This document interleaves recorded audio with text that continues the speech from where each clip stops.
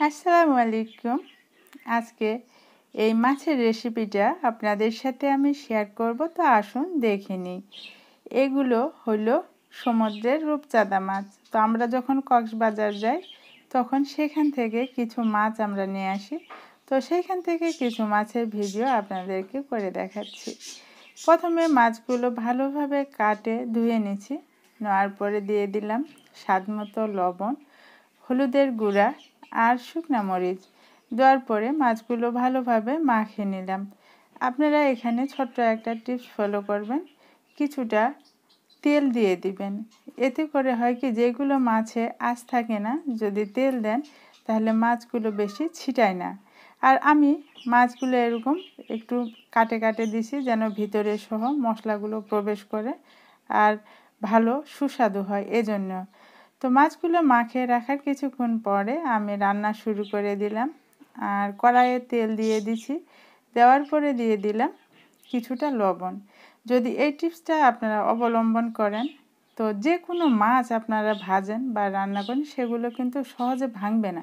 অর্থাৎ সহজে ভাঙবে না বলতে আমি এটা বলতে চাচ্ছি যে অন্যান্য সময় যদি মাছ আপনার ভাঙেও যায়, যদি এই টিপসটা অবলম্বন করেন সেক্ষেত্রে অনেকটাই কম ভাঙবে।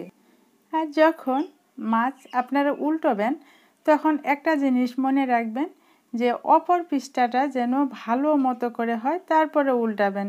যদি ভালো মতো মাছ না হয় আর অমনি উল্টানো শুরু করে দেন, সেক্ষেত্রেও কিন্তু মাছ ভাঙে যায়। তো প্রথমে আমি 3টা ভাজে নিয়েছি, এরপরে আবার 3টা দিয়ে ওই 3টাও ভাজে নিলাম। একসাথে বেশি মাছ যদি দিয়ে দেওয়া হয় সেক্ষেত্রে মাছগুলো ভাঙে যাওয়ার চান্স থাকে। তো যেহেতু আমার মাছগুলো গোটা রাখবো, এজন্য আমি ওই রিস্কটা নিলাম না। এরপরে দিয়ে দিলাম পেঁয়াজ কুচি, লবণ, হলুদ। দেওয়ার পরে একটু পেঁয়াজগুলো নরম করে নেব। এরপরে দিয়ে দিচ্ছি রসুন বাটা আর আদা বাটা।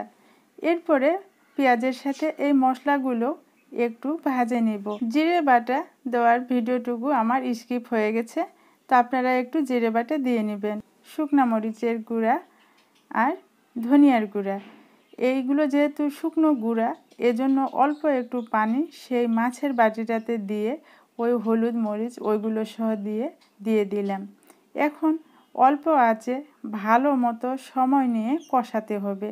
মাছের এই মশলাগুলো যতটা ভালোভাবে কষাবেন মাছের কালারটা ততটা টকটকে আসবে আর খেতেও সুস্বাদু লাগবে।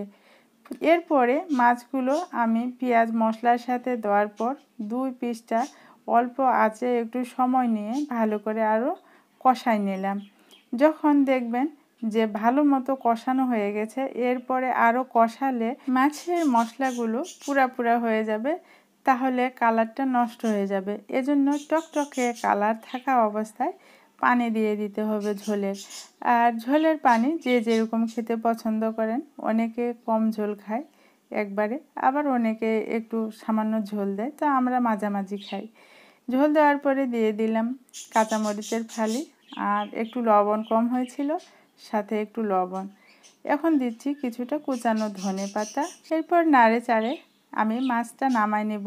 ঠান্ডা হওয়ার পরে মাছের ঝোলটা দেখুন অনেকটাই কমে আসছে। তো হয়ে গেল আমার সমুদ্রের রূপচাঁদা মাছ রান্নার রেসিপি।